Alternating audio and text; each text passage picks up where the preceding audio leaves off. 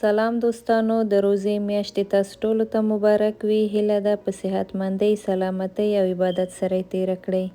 نن غواړم 2 رقمه د چکني جوړولو طریقه در سره شریکه کړم. لومړی دلته سره چکني جوړوم. رومیان، سره مرچ، دلمه مرچ، اوږه، لږ زره ګشنیز، نیمه پیاله سرکه، نیمه پیاله جوش شوې یخې اوبه.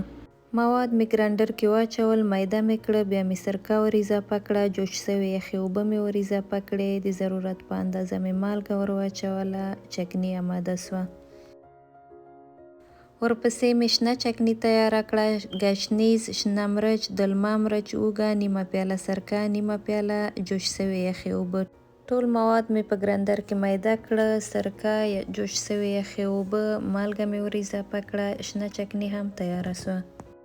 دا چکني ما بسته د 1 میاشتې لپاره جوړه کړه. په مرتبان کې می واچوله او یخچال کې می کېښوده. په روزه کې انسان ضعیفه کېږي، ډېر کار نسي کولی. بعضې شیونه لکه چکني، اچار تیار جوړ کړئ او هره ورځ د ضرورت په اندازه ترېنه استفاده وکړئ.